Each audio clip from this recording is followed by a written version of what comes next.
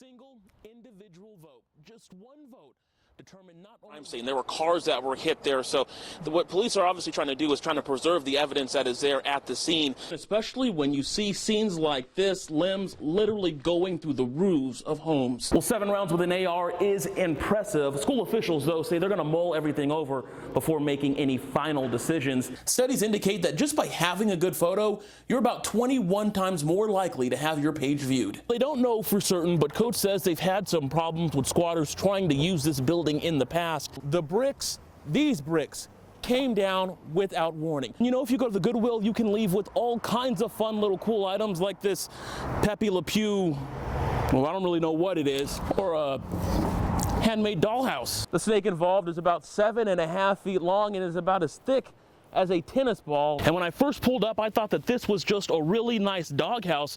No, this is a dormer that came from the roof. It's also scary when you think there's no place that routinely holds more sensitive information. Despite trying to get in through the front door, they actually ended up using a rock to break through this now boarded up window. Chances are your house looks a lot like ours at the moment.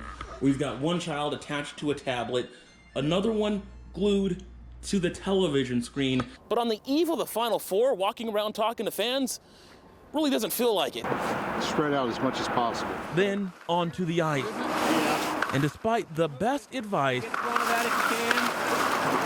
it didn't take long to go under. Just to steer clear of the roads. And Andrea, if only there was something going on this weekend to keep people occupied.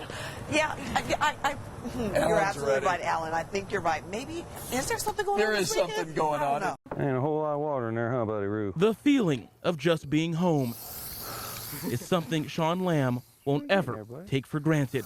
Getting water on your tummies? The peace and calm after the feeling Saturday night he might not ever see home again. With as much gunfire was going on, I was just thinking, how are you going to get shot the least? Protect yourself to where, you got a fighting chance, cover your head. Lamb and his band were playing in Dayton, Ohio. We were booked at the Tumbleweed Connection. It was kind of a slow night in the beginning, but it picked up. In the middle of performing when at first he thought there was a fight. So I automatically stop everything. And then a guy breaks through the crowd, kind of tackles this girl and says, "Get down, somebody's shooting." In that moment, Sean said, you don't know what to do, you don't know what's happening. What we know now is right outside their bar, people were being shot in the street, 9 of them killed. Lamb listened and waited. They started real slow, maybe just 3, 4, 5 at a time. And then they picked up, you could hear the this crack, crack, crack, crack, crack, crack, crack, crack. I thought, this is it, he's coming in. He's coming in. And all you can do is sit there and just wait for the shots to stop. The shooter never got to them. Thanks to the quick action of law enforcement, Lamb could walk out and come home. It is a relief. Where he can enjoy these moments.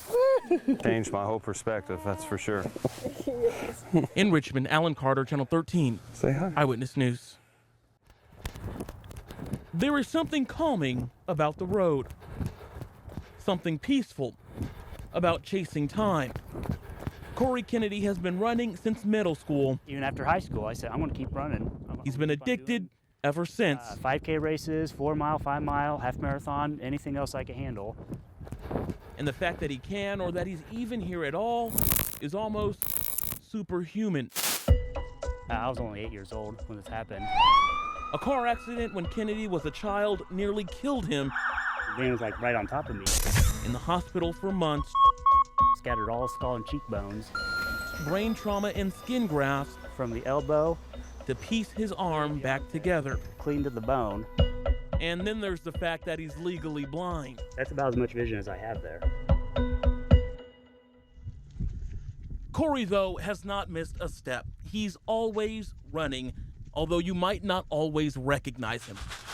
I have comfort with the suit on, honestly. Oh yeah, the suit. I love it, yeah.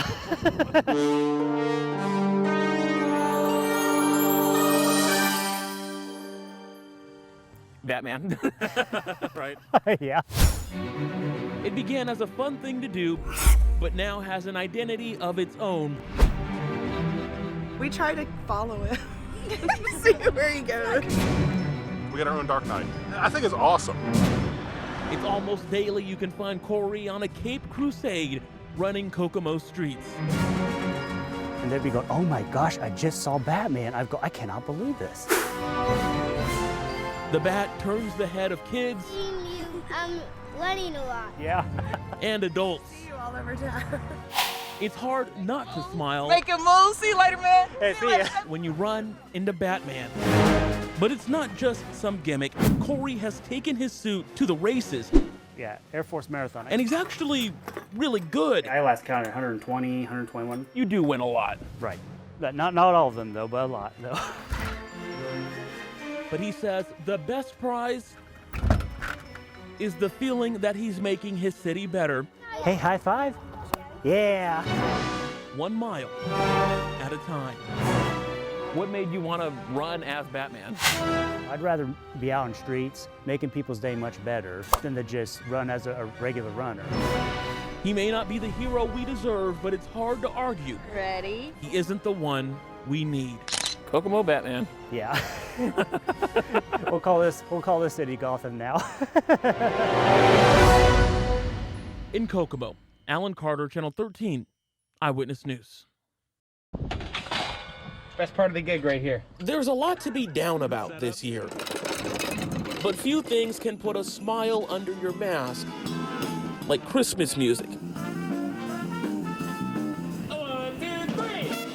Every year, Dan Nix's band plays the caroling hits on Christmas Eve. Let it snow, let it snow, let it snow.